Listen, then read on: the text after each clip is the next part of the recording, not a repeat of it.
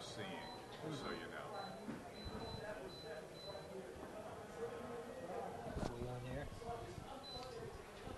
Well, a considerable break here as we thought we were just moments away from Plainfield Quakers Red Pride football. And due to a storm delay, we are going to be beginning this game here in just a few short minutes.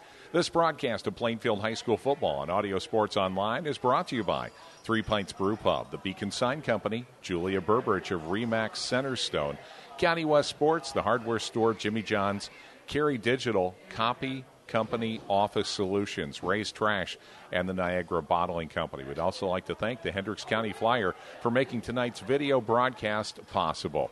I'm Jay Baker along with Ken Attila. And Ken, we were treated to, and obviously they're going to err on the side of caution, to fans actually fleeing the stands because we had some lightning strikes near the area. They cleared out, and just as quickly they've cleared back in. Yeah, they strolled out of here. They didn't run very quickly, but, boy, they got back quick. So we are getting ready to play football. In fact, we're just going to commence here. No national anthem. We got the referees on the field, the players. The coin flip has already taken place, and the Quakers will kick off to begin this game. So we'll see Decatur Central on offense for the first time. Hagee, the kicker. The kick is up, and it will come down right about the 15-yard line out to the 20. And the 25 cuts back, has some blockers in front of him. Finally gets hauled down just shy of the 50-yard line, but a good return there for the Decatur Central Hawks. These boys want to play some football. They've been just waiting and waiting for over an hour now, and pretty good run back. So we'll see the Hawks on offense to start this game off, and we do expect to see Taylor Douglas at quarterback. The one thing we have found, there is a bit of a contrast problem with these uniforms, so we'll do our best to get the Decatur Central players in, but a little difficult to tell on these away jerseys in this lighting. 1st and 10 for the Hawks. The handoff up the middle, good ball fake, but right into the heart of that defense, and only picking up a gain of about 3 or 4. And on the run, I believe that was Braden Tompkins. So that brings up a 2nd down and 7. The ball is just inside Quaker territory. It is Taylor Douglas at quarterback, I formation with 2 wideouts. The handoff once again up the middle. Now it's the designed keeper, and a pretty good gain down to the Quaker 44-yard line. The quarterback keeper there with Taylor Douglas. They're going to spot the ball about the 43. And that'll bring up a 3rd down at about 3. Make that a 3rd down and 2. 10:54 left to go here in the first period. Decatur Central breaks their huddle. Familiar I formation. Douglas overlooks the offense. The snap. This time the handoff to the fullback up the middle, powers forward, and that will be a 1st down for the Hawks. Looked like he audibled at the line, and he saw the linebackers playing off the line, and there were only 2 linebackers really anywhere near the line of scrimmage, so he called a running play on that. That is Braden Tompkins, who manages to get the 1st down, and that will put the Hawks 1st and 10 right at the Plainfield 37-yard line. They wanted to get up to the line of scrimmage quick, but unfortunately for Decatur, one young kid, the big fullback, he had to retie his shoe. Yeah, and he is a big load in the blocking department. The pitch to the tailback with some running room on the left-hand side, powers forward, and that was a good run there from Dakota Sidwell, the sophomore tailback.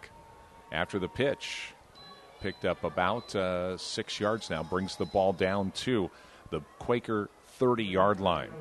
Yeah, it looks like that fullback's bigger than their center. I mean, he's a big boy. Count that a 7-yard gain, and as you said, he had some blockers out in front of him. So 2nd and 3. Ball at the Quaker 30-yard line. The handoff up the middle. Once again, looks like he'll get enough for the first down. On the carry was Dakota Sidwell. Well, last week when they won 39-0, they piled up a lot of yards on the ground. So I think that's their formula tonight, Jay. Well, this is a night where, Ken, as you mentioned, it's going to be maybe a little tough to pass as we've had some winds whipping through the stadium. It is 1st and 10 for the Hawks. They're at the Quaker 25-yard line. Once again, the handoff up the middle. And despite the fact that there was a Plainfield defender right there, he still managed to move forward for a gain of about 3 or 4 on that one. That was Hunter Smith who was in on the tackle.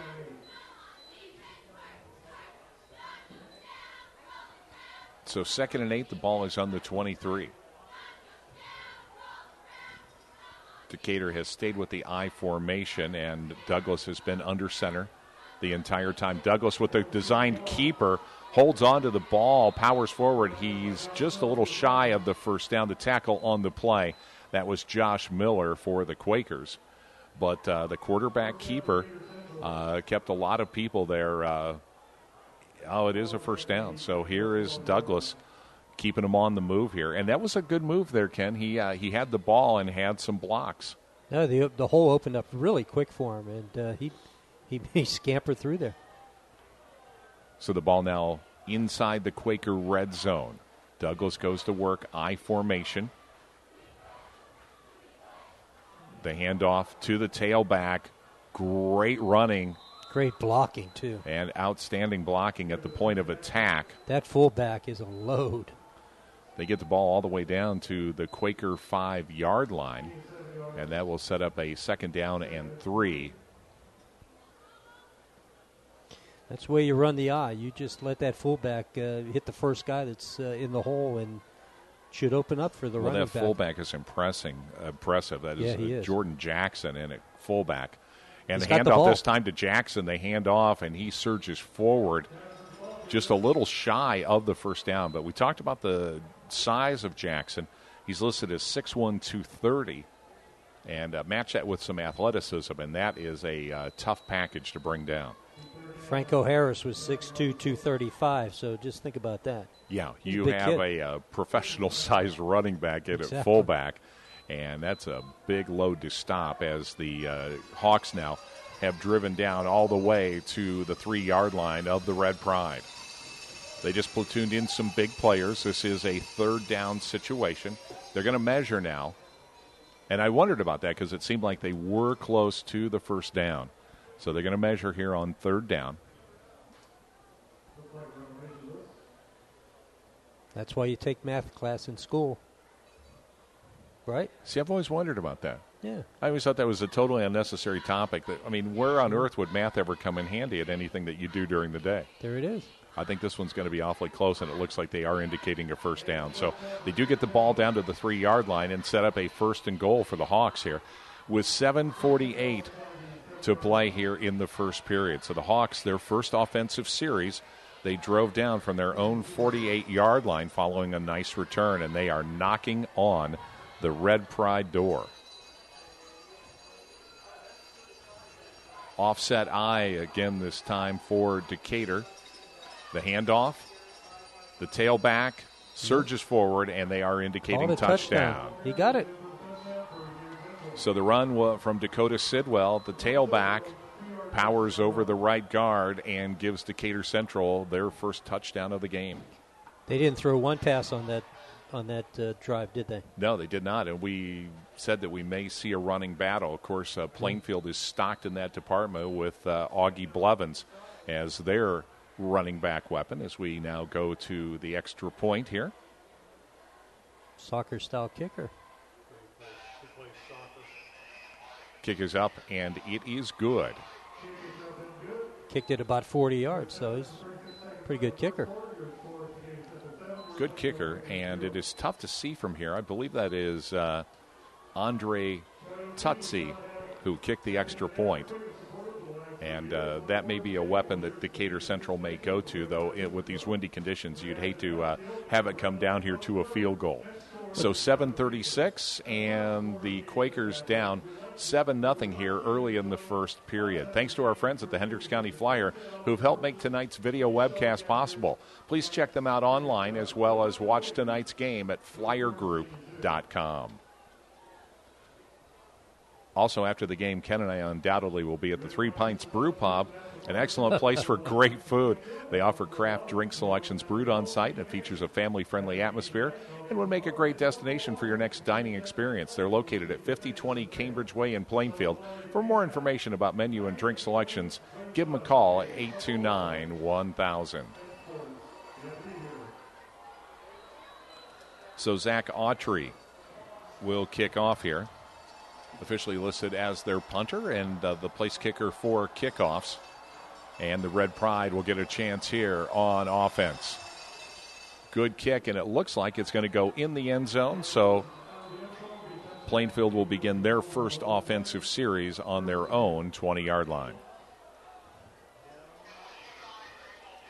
Scoring drive was 10 plays, 51 yards, and Decatur Central punches the ball in. Now we'll get a chance to see how the Red Pride does here.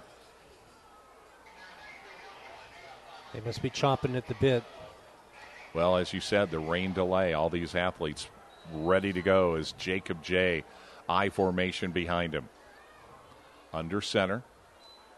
The handoff to the tailback, Blevins. Blevins hits his own lineman. He's going to get stacked up there. In fact, really didn't go anywhere.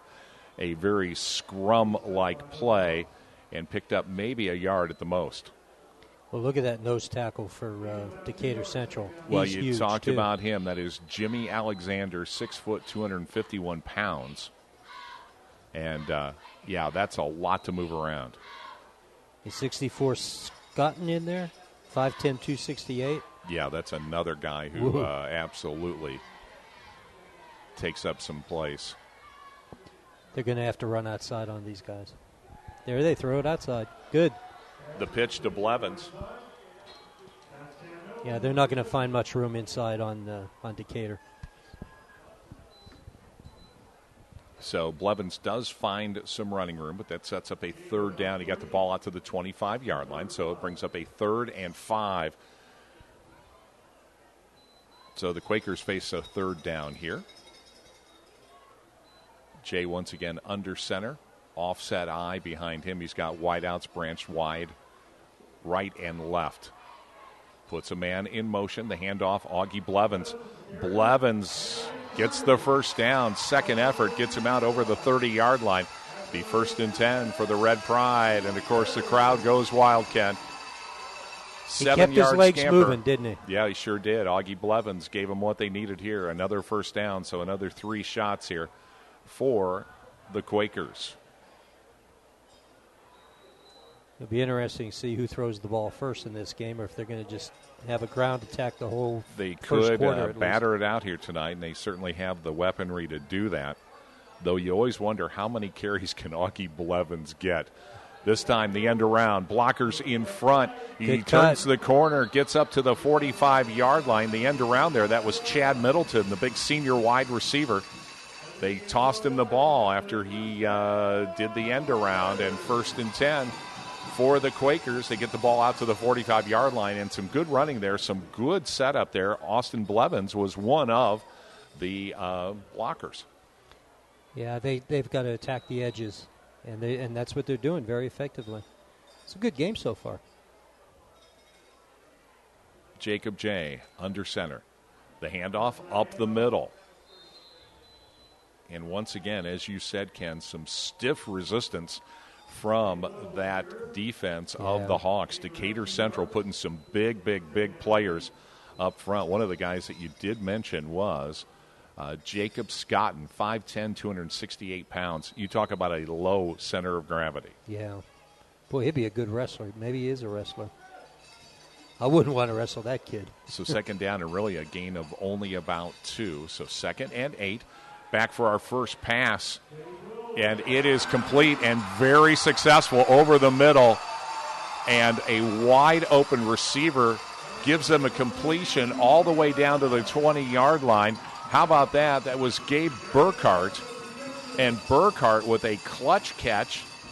He was wide open, Ken, and he got hauled down from behind by the safety. So I think the safety was close enough. I don't think it was going to be a race to the end zone, but that was an impressive play. Well, he got the yaks, too, didn't he? The yards after catch. Yards after catch, important. very important. And the important thing was that he hauled it in. So good hands there from Gabe Burkhart, and gives the Quakers a 1st and 10 at the 20-yard line of the Hawks. The handoff up the middle, the misdirection play, and Blevins could score. In fact, he will. Augie Blevins, 20-yard touchdown run. And Ken, that was some wonderful, deceptive faking and great blocking at the point of attack, and the Red Pride go in and score. Outstanding drive by Plainfield. They were punched in the nose, and they punched them back. It'll be 7-7 if the an 80-yard drive. So beautiful. An impressive offensive performance there from the Quakers, who were going to attempt to put the 7th point here on the board. A 20-yard touchdown run from Augie Blevins. The kick is up, and the kick is good. So we find this one scored. The score is tied. Eventually, I will spit out exactly what I'm trying to say. We'd like to thank our friend Kim Cash at Copy Company Office Solutions. For more information about how you can help your business, call 241-5800 or email Kim directly at kcash@cozxerox.com. Special thanks to the Niagara Bottling Company, open 24 hours a day, 7 days a week. For more information on how they can work for you, please call them at 909-230-5000, extension 5912. Well, the Quakers can have to be pretty excited about that. They went out and performed exactly as they should. An 80-yard touchdown drive ending in a beautiful 20-yard scamper there by Augie Blevins. And, of course, we've seen just great performances from Augie time and again, and you've got to really be pleased if you are the Quakers coaching staff about how that one went. Yeah, we've been impressed by his running ability all year long, and he hasn't disappointed us tonight. The squib kick, it's going to come down about the 28-yard line, and it's going to be retrieved and brought to the ground. So Decatur Central will begin this drive. I think the Quakers understood that was a pretty good return. In fact, a dangerous return man on the other side for Decatur Central. So Decatur will begin their first series here, just a little bit shy of their own 33-yard line. Yeah, that was a strategic kickoff, wasn't it? I think the attempt is to keep that returner on the leash. In fact, they began their first drive from the 48, and Decatur Central goes to work here now, 1st and 10. I formation, man in motion, the handoff to the up back, and boy, that is a big load on the ground. That was big Cameron Evans, who powers forward for a gain of about 5. They'll spot the ball at the 32-yard line.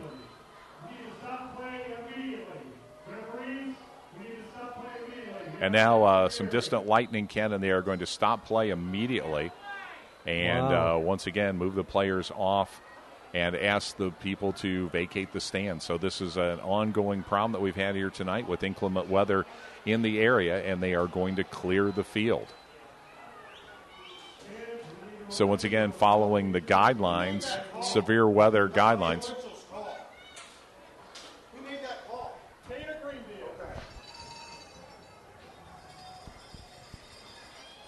Well, Jay, we're off the air now? Well, no, we're still on the air, Ken, right. But this is once again, inclement weather sort of beyond our control as the fans are going to move out of the stands here once again, and we did have visible lightning, and I think that's where they are really trying to err on the side of caution. Even though the lightning has moved off to the east, they are trying to be extra cautious here at Plainfield High School as we experienced about an hour-long weather delay, and then we only got to the 4:57 mark here in the first period before play is suspended once again. Well, what happens if we get to midnight? Is there some sort of blue law or something? Or there is the possibility of that. that. The interesting thing is because of many of the fact that we do have high school age players that might be past their parents' bedtime. So I their guess parents' that's bedtime. Exactly. They may have to say, hey, your parents can't watch the game anymore. Everyone go home. Now that I'm a great-grandparent, Yes. it's already past my bedtime. Go, absolutely. Great-grandpa. That's right. That has a good ring to it. Now, is this your first great-grandchild? No, the second, but this first great-grandson. We got a great-granddaughter, now a great-grandson, and in about 16 years, you and I will be broadcasting his high school football games. Absolutely. I'm looking forward to that. We'll hopefully Jackson by that time will be distinguished as a premier running back for his whatever high school he's attending at the time. I expect him to be a running back. They've got a couple of dogs that'll be chasing him in not too long, and he'll be running his tail off. So there we go. So once again, another interruption to play here at Plainfield High School, and we'll resume as soon as we can here at audiosportsonline.com. We'd like to thank some of our sponsors here tonight with Julia Berberich and Bud Green from Remax Centerstone. You can consider it sold. As a team, Julia and Bud have over 28 years of combined commercial and residential sales experience. Their team effort has brought many large-scale commercial projects to Plainfield, and Julia is a continued leader in residential sales across the county. Call Julia today at 317-754-5057 and let her make your next home purchase or selling experience as stress-free as possible. The Beacon Sign Company specializes in local high school sports and event signage needs. This is their 12th year of supporting the Red Pride football program. They're located at 9305 East U.S. Highway 36 in Avon. Call 272-2388 for all your signage needs or stop by Monday through Friday, 9 to 6. County West Sports has all sorts of letter jackets in stock and can accommodate all types of custom orders, whether they be screen print or embroidery. They're located at 1702 East Main Street in Plainfield. Stop by and see what they can do for you Monday through Friday from 10 to 6. So a interruption in the game, and we will hopefully get this game restarted as the Plainfield Red Pride Quakers hosting the Decatur Central Hawks. Play is stopped here at the 4:57 mark, and the score is knotted 7-7. Good game up to that point, huh?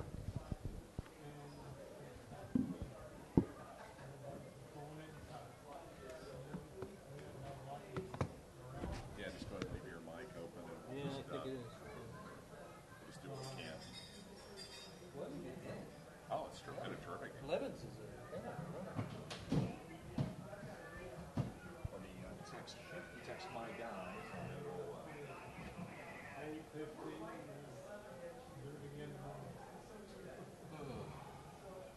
The nice thing is, Cathedral, which we've never on WME, is playing in the Birmingham, so barring some really incredible, and they'll be fine. We're not doing dumb this year. You got to do a game like it's done with us, didn't you, one time? Remember North Cross was ahead of us, and then Remember we had to chase them out of there. Remember that guy's like, blah, blah, blah, blah, we do a 30-minute postgame. Like, you're absolutely kidding me.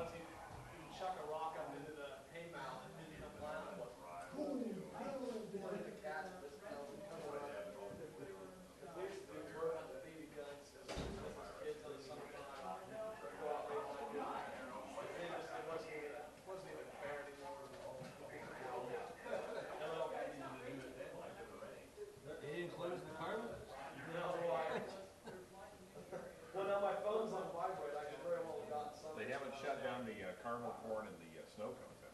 We should go That's when you know. That's when you know it's a real emergency. You want some caramel corn? Huh?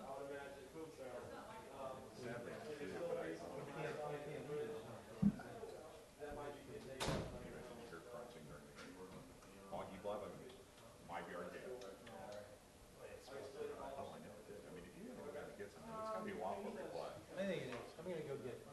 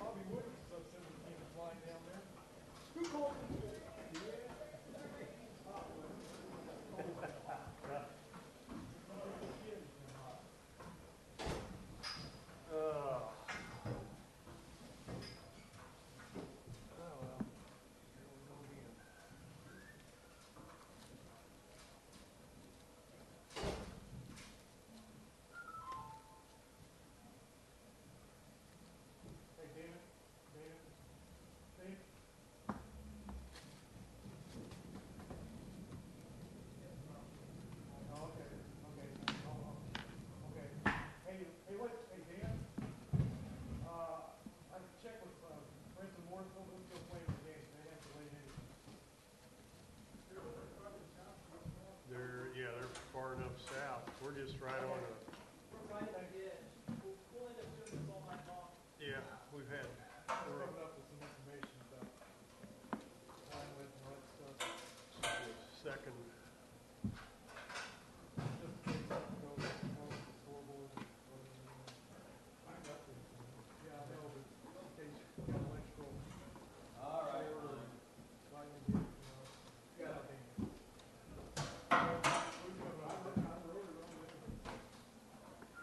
But it'll come back.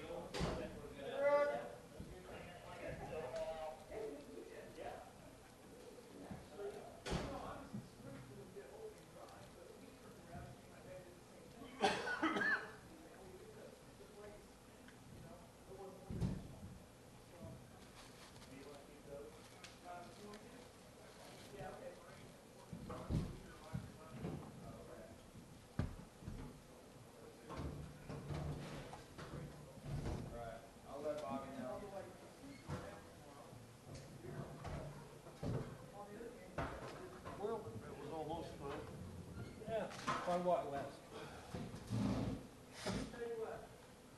Okay, where's the closest pub? 3 pints of brew pub. Here it is, right here. That where y'all headed? I ain't driving. 3 pints.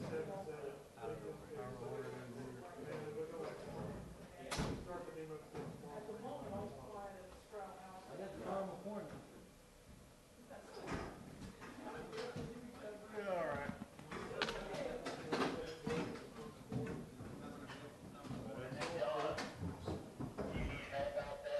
No.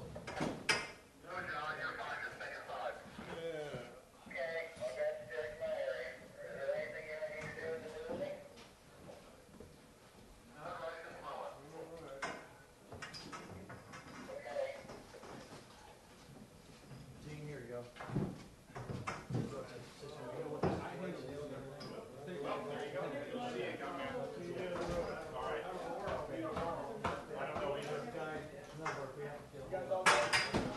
I gotta go call the fishes and try to make sure I can get them.